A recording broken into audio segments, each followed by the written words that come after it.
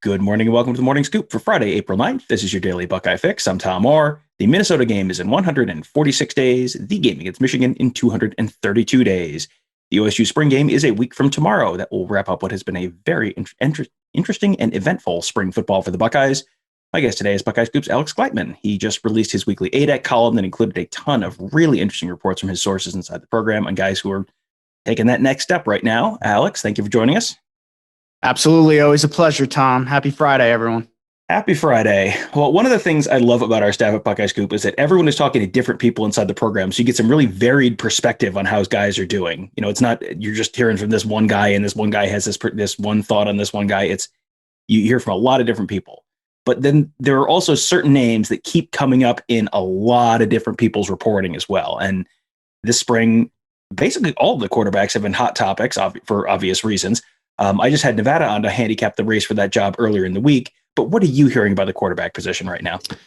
Yeah, it's interesting because that's a position that I'm hearing different things almost every day. But I will say, speaking to someone over the weekend, looking back on last week's practices, it seemed like Jack Miller was making a nice run at the job.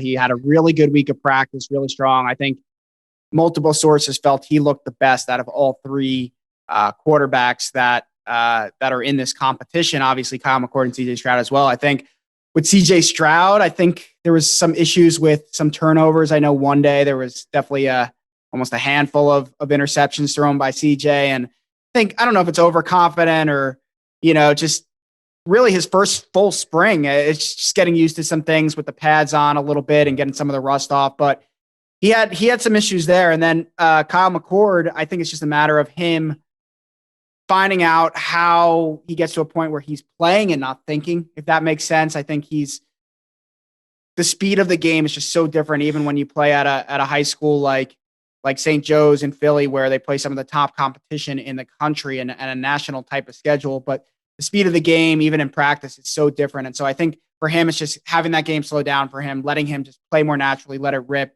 With CJ, I think it's a matter of not turning the ball over, and Jack just needs to keep doing what he's been doing. Now, I will say and add that this week, and I put this in the comments of the ADEC section, I'm hearing that things have turned around a little bit, and McCord is still figuring out his way, but Miller maybe has taken a step back from what we've heard last week, and Stroud has stepped up his game. So as Tony has called out many times, and Ryan Day said in the press conference, this isn't going to be a competition that's won, over 4 weeks of reps or whatever. This is going to be a long haul type of competition, and we'll continue to report what we're hearing, but I'm expecting this to go at least through the middle of fall camp before they fully, say this is the guy. There's no doubt about it. Yeah, and it's interesting that it does seem like what you hear kind of changes day to day. And I got to watch about half of practice on Monday and came away from that going like, Kyle McCord's not the number one guy, but like, man, you don't have to squint very hard to see that it's in there. He made a couple throws that were like legitimate wow throws on Monday. So yeah, this is going to be a really, really interesting 3-man race all the way through fall camp. I think you're exactly right about that. And there are a lot of other positions with the question marks. Obviously, the spring, linebackers, one of them. They lost their top 4 players from a year ago, so they're more or less starting fresh. Craig Young is one of those names that we keep hearing from a lot of people. But which other guys are you hearing about as potentially being in that rotation at linebacker? Yeah, my sources continue to think that even with Dallas Gant out for the rest of the spring, that it's going to be, not that it's going to be, but the current front runners are Dallas Gant, Taraja Mitchell, and Kevon Pope for the linebacker position. And great things to say about Cody Simon and Tommy Eichenberg and Craig Young, who's kind of splitting time between safety and linebacker at that bullet position.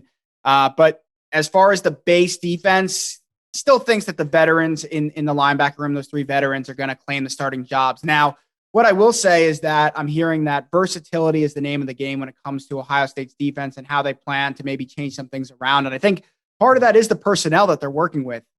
Pete Werner has been a guy at linebacker the last 2 years, and he just covers so well. Tony and I talked about it on my Around the Oval podcast, which dropped yesterday, that yes, Pete Werner is gone. But like, let's not forget a couple of years ago, before we realized Pete Werner was Pete Werner, and he was able to cover guys and allow Ohio State to stay in their base defense and maybe disguise some things a little bit better, that the plan was to use Brendan White and Dawson Wint and whoever else at that bullet position, and kind of depending on down and distance situation, opponent, score, it would dictate, do they go with like more of a 4-2-5 look and have that bullet safety linebacker hybrid, or are they in their 4-3 look, or in the case of the national championship game, maybe it's a 4-4 look, who knows? But no, I mean, look, when you play Wisconsin, that might be the best look to go with. So I think it's going to be, I think while the talent, they lost their top 4 linebackers and obviously a lot of some other pieces in the back 7, I think that they feel better about the depth this year and about all the different talent that they have to give different looks and provide versatility based on the situation that they're in. So it's hard to say these are the 3 linebackers or whatever, because I think that could change based on what the situation is. But I'm still hearing Pope, Mitchell, and Gant as kind of the 3 starting linebackers, if you will, with Craig Young kind of being the lead guy at the bullet position. Well, the corner position is probably, there's questions a lot of different places, but the corner is probably the biggest area of concern on the field right now, with Sevyn Banks and Cam Brown both missing the spring. There's even more question marks there. So what are you expecting that spot to look like this fall?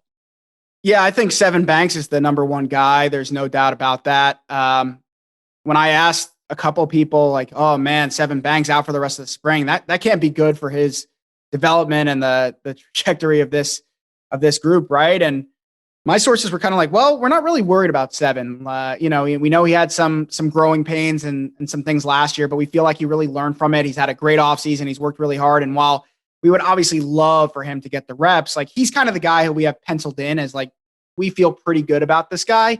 I think it's the other spots that are, I don't want to say concerning, but things that they need to figure out right now. And I think you're going to see them use what I would call the cover safety, maybe that nickel a lot more. Guys like Lathan Ransom and Marcus Williamson on some obvious passing downs when they go into that nickel formation.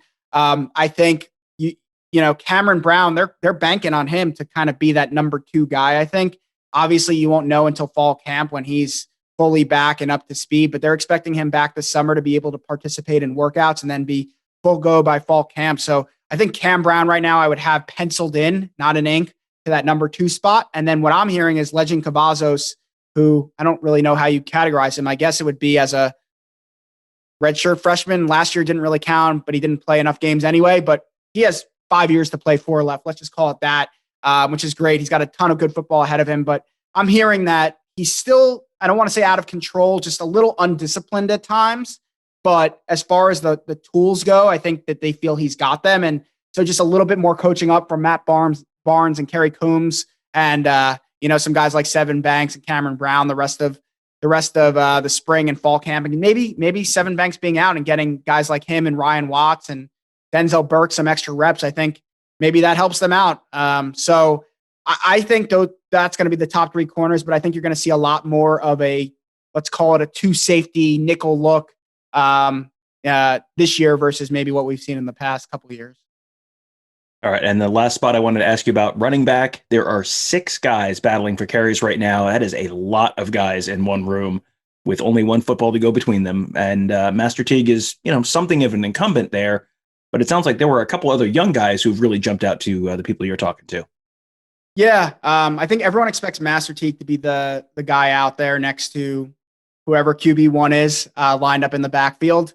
But I think a lot of people also, similar to last year, don't expect Master Teague to be the lead back throughout the regular season. And one source I've spoken to is adamant that Mayan Williams is going to be the guy to get the lion's share of the carries this coming season. Obviously, we saw little glimpses of what he's capable of. I thought what he showed in the Clemson game, just being able to come off the bench like that in a key spot and not only not miss a beat, but provide just as good of production, if not more than what we had seen from Ohio State at running back during those few carries that he had. And I just think that from what I hear, he just goes hard every single play. I've heard they've had to hold him back in practice a little bit from going 100% just because they're scared he's going to hurt someone.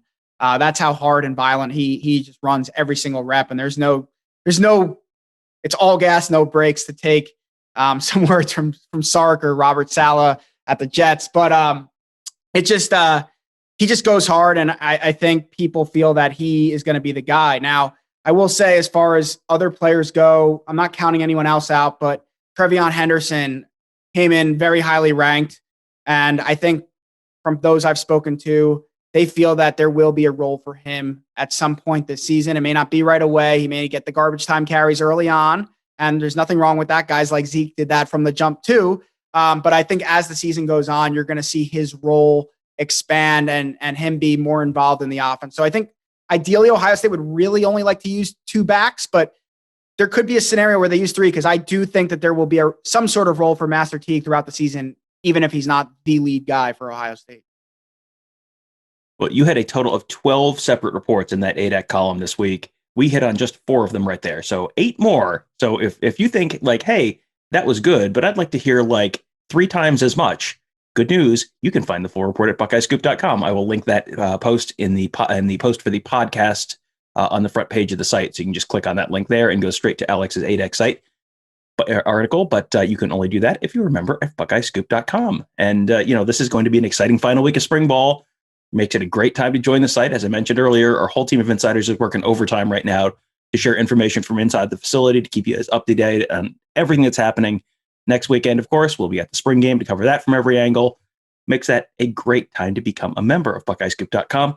Alex also released a new episode of Around the Oval this week with even more inside info on spring ball. You can find that and all of our other great podcasts on all those popular podcast platforms like Apple Podcasts and Google Podcasts, SoundCloud, Spreaker, Spotify. Just search Buckeye Scoop to find all of those. Subscribe right there. Please subscribe to Around the Oval. It is always a fantastic conversation every week with Alex and a special guest, and all of our other shows there as well. You can also leave us a 5-star rating and review, which will help other folks find those shows as well.